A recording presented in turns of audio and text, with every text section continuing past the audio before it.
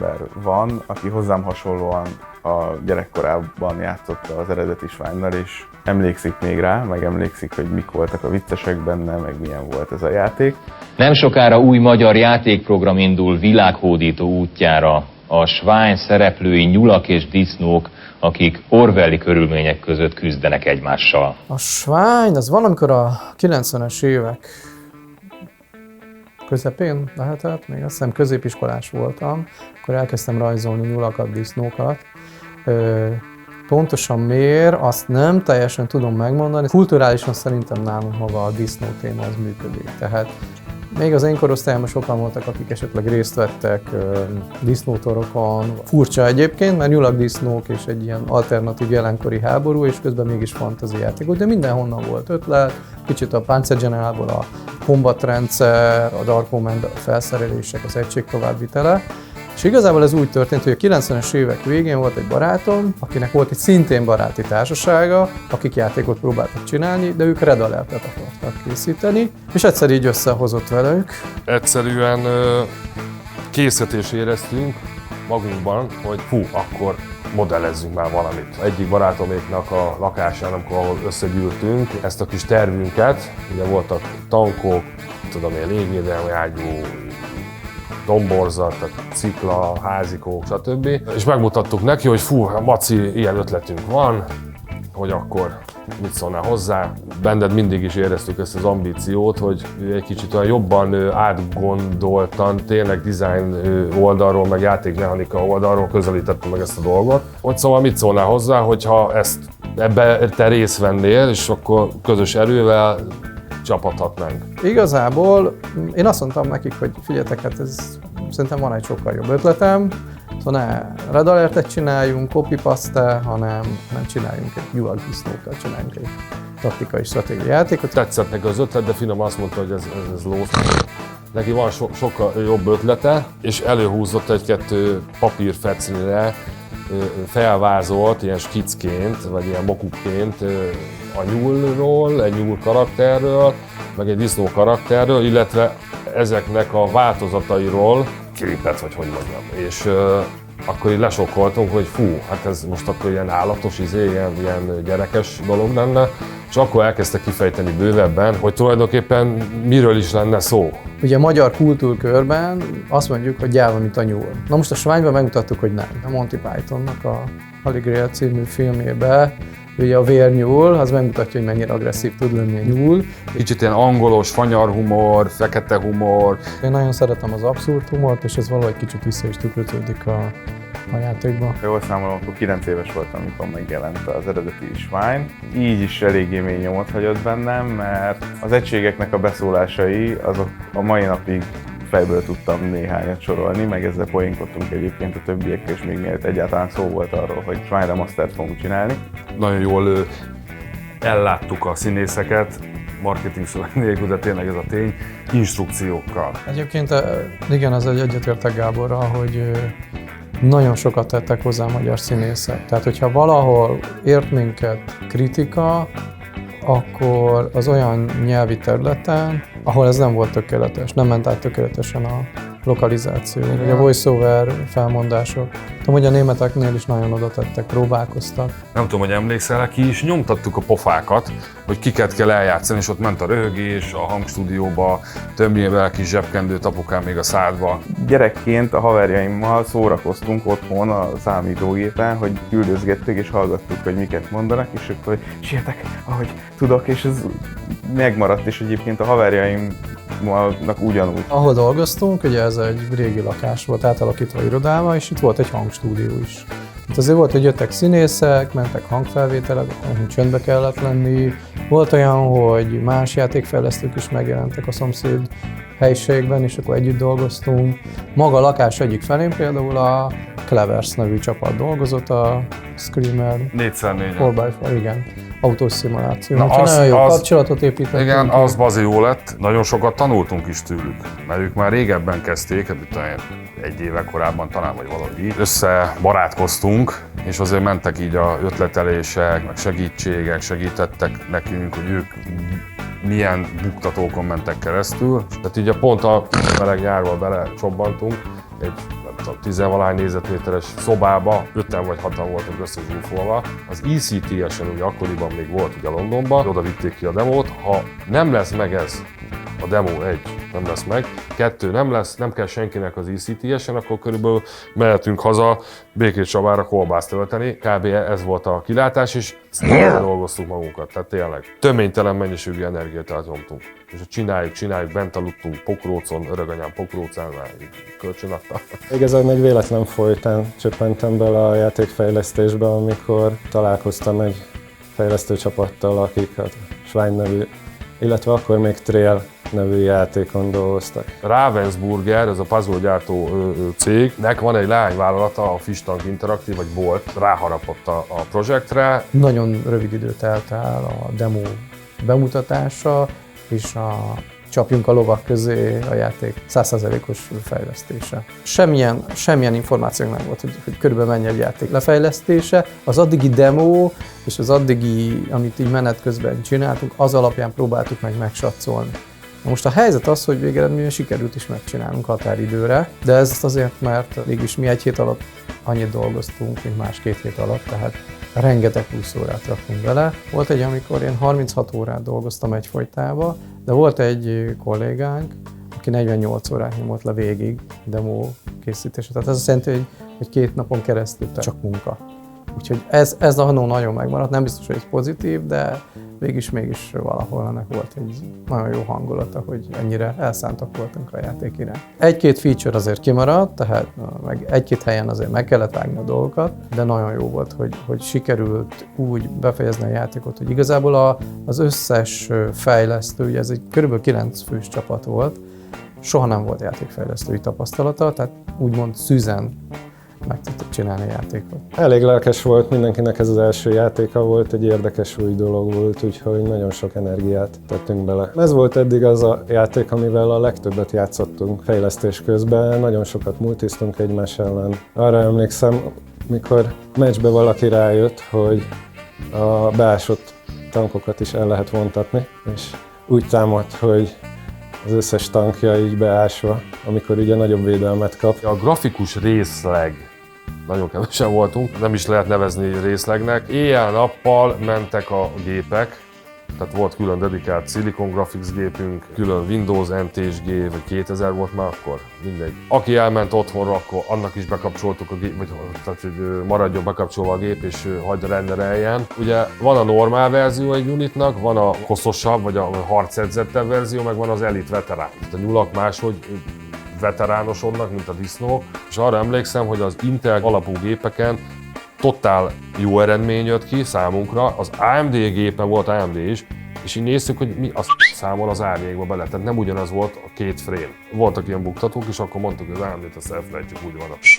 Mielőtt a pályát elindítja az ember, ugye, nem is tudom, a harmadik pályától, vagy második pályától már, ha játszik valaki a játékkal, bedob ugye a vásárlómenübe, hogy az adott küldetésre te milyen unitokkal szeretnél menni. És az ott megtalálható unitoknak az elkészítésével voltak gondok, megcsináltuk. Nyilván volt pályákkal is voltak gondok. A szívások ellenére a renderek, azok tényleg egy challenge volt, azok nagyon jók voltak. A unitokat a játékba szintén nagyon szerettem megcsinálni. Nem is volt ZBrush, meg ilyen komolyabb túlok nem voltak, és akkor jött ki a Deep Paint, ilyen teknős ábrázol, amivel úgymond ilyen projektál módban lehetett festeni textúrákat tulajdonképpen, de nem real-time 3D-ben, hanem meg kellett állítani, projektál, várta az ember, generált, és ráfestett, és utána visszabékelni, generate. Na és akkor ez például egy tök jó dolog volt, mert lehetett egy kicsit így művészkedni. Kicsik voltunk, ezért egy ember több mindenhez is értett. Tehát én amellett, hogy játékot terveztem, meg dizájnoltam, emellett rajzoltam is, küldetéseket terveztem, skripteltem, tehát mindig adott szakaszban azért megvolt az a munka, amit meg kellett csinálni. Tehát hiába volt plusz ötletem, már igazából nem lehetett betenni, vagy a csapat bármelyik tagnak hiába volt már plusz ötlet, egyszerűen nem fért bele a saját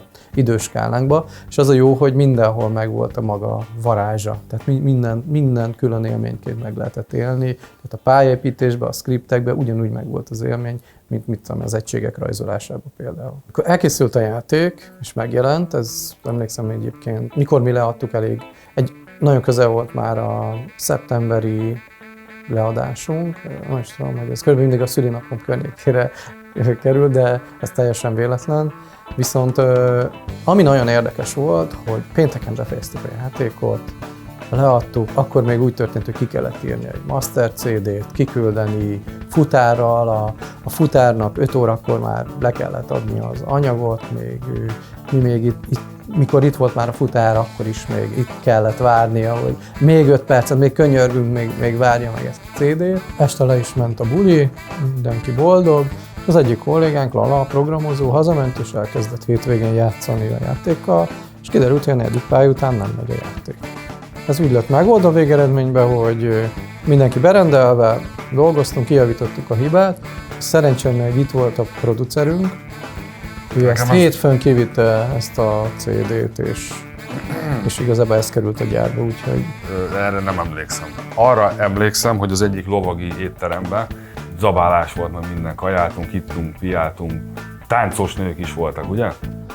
Na, erre én nem emlékszem. Na, ez tuti, hogy így volt, fergeteges parti volt. Az első játékod, és látod, hogy működik, tehát az egész egy egységes, elejétől végéig minden rendben. Ez egy fantasztikus. Tehát ez megmarad az életed végéig. Egyébként mi utána folytattuk, tehát készült volna egy DLC, de az időközben sajnos nem készült el, de elkezdtünk más játékon dolgozni, ez már egy másik történet. Igazából nem tudtuk, hogy mennyire sikeres a játék, és ez országonként változott is. Németországban, meg Magyarországon pozitív visszajelzéseket kaptunk, Angliából, Amerikából nem voltak annyira pozitívak visszajelzések. Magyarországon az volt meglepő nekem, amikor valami rokonság összejövetelem egy kisgyerek mondta, hogy jaj, én fejlesztettem a Sványt, az a kedvenc játéka. A Sványnak abszolút nem volt jó az eladása, tehát nem indult sikerprojektként, viszont az évek folyamán azt vettük észre, hogy nagyon sok ember kezd el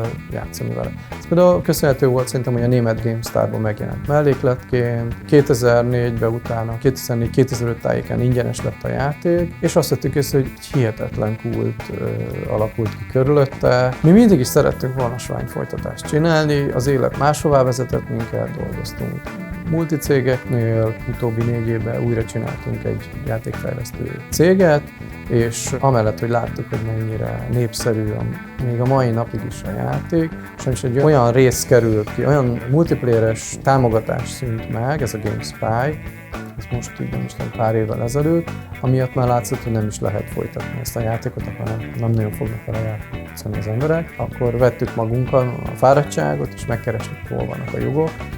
Nem kellett messze menni, ugye ez volt tulajdonostársunknál, volt Csanak a cégénél, sikerült megszerezni tőle, úgyhogy innentől már egyenes út volt, hogy nekünk muszáj, ezt a gyereket életben kell tartani.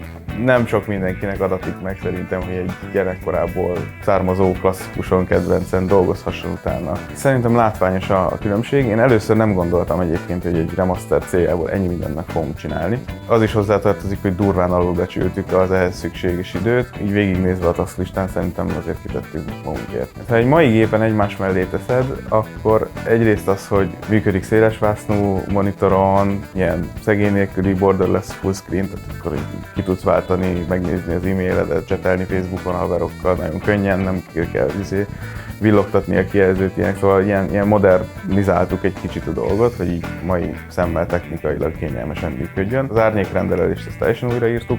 Világosabb lett a játék, színesebb, ahol ennek helye volt és úgy kellett, és ez szerintem látszik. Készen kapott UI-t kaptam, ami régebben jött ki, tehát annak a verziónak az újra dizájnolása volt, de mégis teljesen ugyanabban a stílusban, csak egy nagyobb felbontásban kellett az egészet újra elkészíteni. Nem lehetett rajta módosítani, azt a vonulatot kellett maximálisan követni, ami ott volt. Ugyanúgy néz ki a térképen, az in-game-be az összes UI felület, csak fel van tupírozva, fel van remasterelve, szebben van megrajzolva. Talán ezt azzal tudnám összehasonlítani, mint amikor a mostani filmeket remasterelik. Hogy lehet, hogy meg lesz neki az újabb célközönsége, aki esetleg még nem látta, de megvan olyan az a célközönség, aki már látta és játszott vele. Lehet, hogy ennyi év táblatából azoknak is jelenthet újat, akik még nem játszottak ezzel a játékkal. Különböző új dolgokat szerettünk volna belerakni.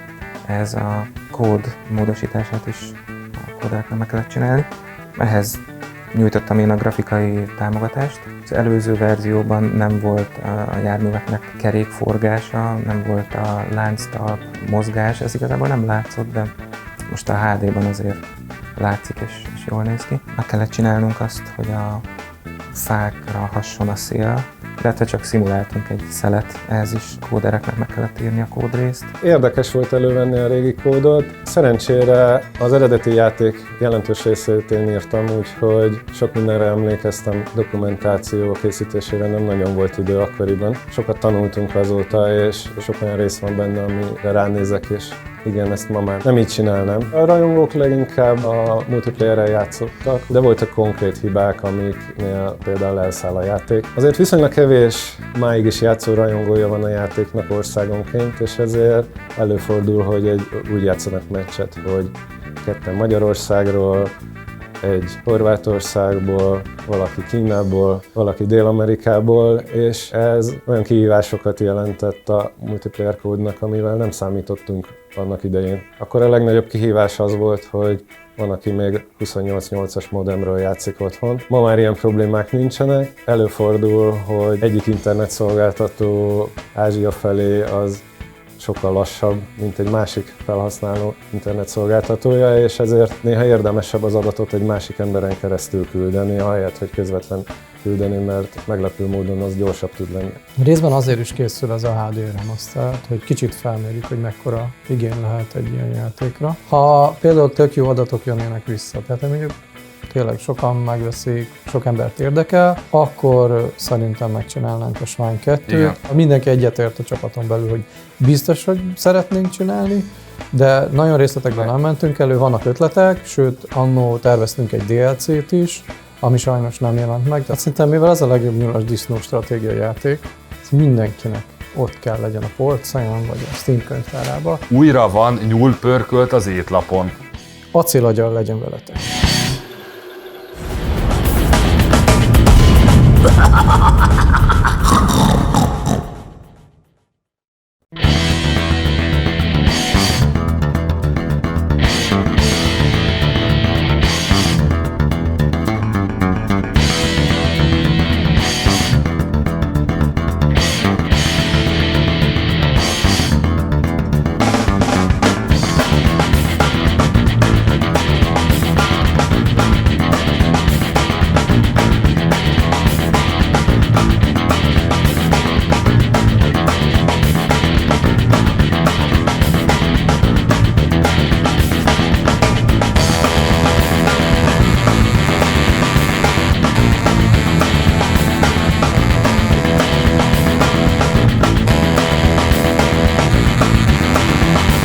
Az, ami biztos lenne Swine 2-ben, az a harmadik faj, ami a patkányok lennének. Ha valaki fölmegy netre, akkor ezeket az információkat megszerezheti. Ez, hogy ott patkányok lennének harmadik. Meg volt egy kimaradt küldetés, az elnök különgépe, tehát volt nekünk olyan is. Van olyan rajongói oldalunk, ahol az információ kint van. Aha.